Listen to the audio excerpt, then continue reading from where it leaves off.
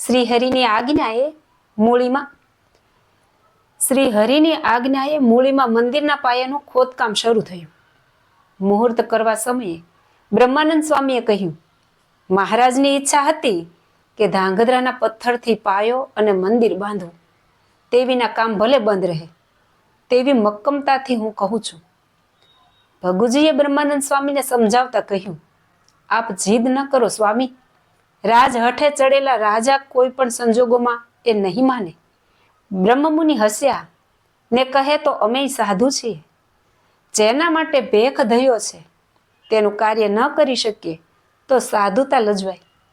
મને તો એમ કે રાજાને ભેદભાવ શું હોય.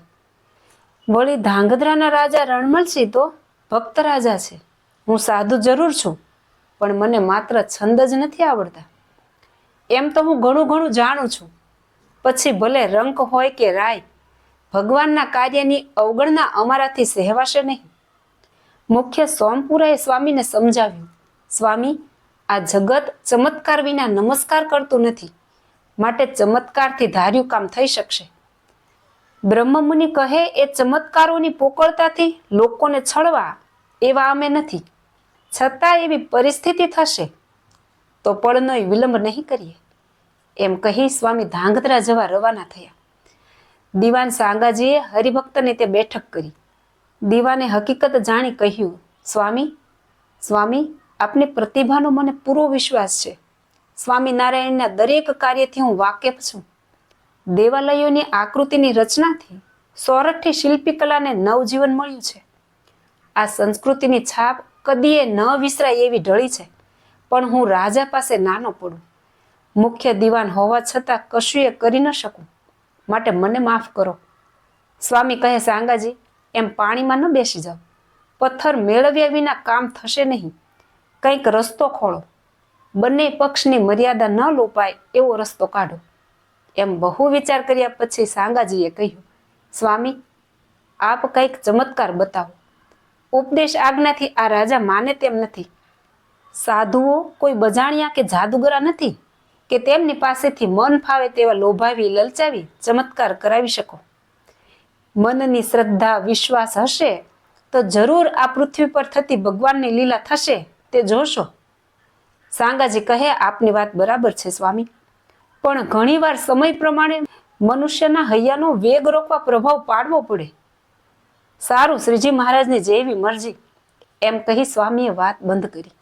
એક તરફ સાધુ હઠ, બીજી તરફ રાજહઠ જોવા મળી રહી હતી. સમય પ્રમાણે રાજ કચેરી ભરાઈ હતી. તે વેળા રાજા રણમલે સામેથી આવતા ભગવા વસ્ત્રધારી પ્રકાશિત પ્રતિભા ધરાવતા સાધુને જોઈ કહ્યું, દીવાનજી, એ આવે છે તે કોણ છે? દીવાન કહે, બાપુ, એ સ્વામિનારાયણ સંપ્રદાયના સ્તંભ ગણાતા પૂર્વાશ્રમી લાડુદાણ ગઢવી કવિવર બ્રહ્માનંદ મુનિ છે. તુરંત જ સન્માન સાથે રાજા રણમલજીએ સ્વામીને આવકારીને આસન આપ્યું. થોડી વાતો થઈ પછી રાજાએ કહ્યું, સ્વામી, આપ મૂળીમાં મંદિર બનાવો છો, તેથી તમે અમારી ખાણના પથ્થર માટે આવ્યા છો એ વાત દીવાન પાસેથી જાણી. અમે તમારા ઘણા પ્રતાપની વાતો સાંભળી છે. અમને પણ કંઈક એવો પ્રતાપ જોવાની ઈચ્છા થઈ છે. તે પછી આપ જોઈએ એટલા પથ્થર લઈ જાઓ. અમારી પાસે એક ઘોડો છે. માલ મલિદા ખાઈને તે વકરી ગયો છે. વારે વારે અતિ તોફાને ચડે છે. તે માટે રાજ્યને 10-12 માણસો રાખવા પડે છે. તેની પર સવારી કરી દેખાડો તો તમારે જેટલા પથ્થર જોઈતા હોય તે લઈ જવાની તમને છૂટ છે. રાજાએ શરત સાથે પારખું કર્યું. સ્વામી કહે, ભલે, ઘણા સમયથી ઘોડે સવારી કરી નથી, પણ શ્રીજી મહારાજની જેવી ઈચ્છા. રણમલજી કહે, જોજો, તે પાણીદાર છે. પછી તમે ન કહેતા કે અમને ભેળવ્યા. કાંઈ વાંધો નહીં દરબાર, ઘોડો વકરી ગયો છે, કાંઈ બેસનાર થોડો વકર્યો છે. અને સ્વામીની મંજૂરી મળતા તરત રાજાએ હુકમ કર્યો. ઘોડશાળના 10 માણસો ઘોડાને મજબૂત દોરડે બાંધી લાવ્યા. હા દરબાર, ખાલી ઘોડો નહીં, 10 ઘોડીઓ પણ ઠાણમાં હોય તેવી છોડાવજો, ખરી રમત જોવી હોય તો. સભામાં બેઠેલાઓના જીવે અંતરમાં ચીસ નાખી. બાઘાની જેમ આંખો ફાડી સૌ જોઈ રહ્યા. કોઈ એકાદ બોલ્યો કે આ સાધુએ તંતીલા લાગે છે. હમણાં નહીં થયેલ થાશે. ઘોડે ચડતા જ નંદવાઈને તંતમાં ચડી હાડકા ભાંગશે. 10-12 માણસો દોરડે બાંધી પકડેલો ઘોડો 2 પગે ઝાડ થઈ ઉછળતો હતો અને હાવળિયું નાખતો કૂદકે ચડ્યો. થોડી વારમાં તે મેદાનમાં ઘૂમરે ચડ્યો. હારે સૌ ઘોડીઓ પણ હણહાટ કરતી તોફાને ચડી. બ્રહ્માનંદ સ્વામીએ રાજા સામે જોયું. તેના હૈયાના ભાવ પારખ્યા. તે ઊભા થઈને બોલ્યા, તર્કવાદી રાજા સારો નહીં. એકવાર તેનો અભ્યાસ થતા તેના જીવનમાં એવી ટેવ પડી જાય છે અને તર્ક કરનાર કદીએ ઈશ્વરને ઓળખી શકતો નથી. આ ધાંગધ્રાના રાજાની શોભા નથી. તમે તો શક્તિ પૂજક છો. બળવાન હરદેવ પાળના છોરુને નીચું ભાવ થશે તે ખોટ ગણાય. બ્રહ્માનંદ સ્વામીની ટકોર રાજાની સમજમાં ન આવી. તે મનોમન ગર્વથી હસતો હતો. સ્વામી થોડા ડગ આગળ વધ્યા અને પડકાર કરી કહ્યું, સૌ ભાઈઓ, ઘોડાની પકડ છોડી દો. તેને સાધુના દર્શન બરાબર કરવા દો.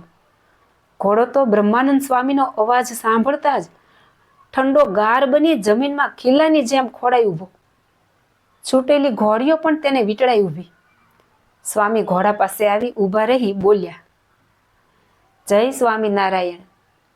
હે અવતારોના અવતારી પ્રગટ પુરુષોત્તમ શ્રીજી મહારાજ. અને ઘોડાના બરડે થાપો મારી પેગડે પગ મેલી ઠેક મારીને ઉપર ચડી બેઠા. લગામ હાથમાં પકડી સૌ જુએ તેમ ગામ તરફ ચાલ્યા. જાણે પાળેલું જાનવર હોય તેમ ઘોડો તેના દોરવ્યા પ્રમાણે ચાલ્યો. કચેરીમાં બેઠેલા સૌની આંખો પહોળી થઈ રહી. થોડી વારે પાછા આવી મેદાનમાં ઘોડો ઊભો રાખતા કહ્યું, લ્યો હવે આને સાચવીને પાછો લઈ જાઓ. અને આવીને સ્વામીએ પોતાના આસને બેસતા દીવાનજીને કહ્યું, આ કાંઈ અમારો પ્રતાપ નથી, ભગવાન શ્રીહરિની કૃપાનો પ્રભાવ છે. એ ઘોડેથી હેઠે ઉતરતા તેના તમામ ગાત્રો ઢીલા પડી ગયા છે. તેથી તે શાંત બની ગયો.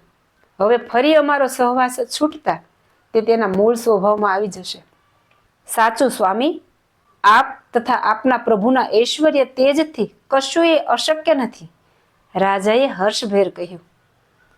પલટાયેલ મનોવૃત્તિથી ખુશ થઈ રાજાએ હુકમ કર્યો કે તમારે જોઈએ તેટલા પથ્થરો લઈ જઈ શકો છો. પછી તો રાત દિવસ પાણા ભરેલ ગાડાઓની લાઈનો સતત ચાલુ થઈ. સોમપુરા, કડિયા, મજૂરો કામે વળગ્યા. જોત જોતામાં મૂળીમાં શ્રી સ્વામિનારાયણનું પ્રસિદ્ધ મંદિર યાત્રા ધામ બની ગયું. બ્રહ્માનંદ સ્વામીની યશ ગાથા ગાતું ઊભું થઈ ગયું. જય શ્રી સ્વામિનારાયણ.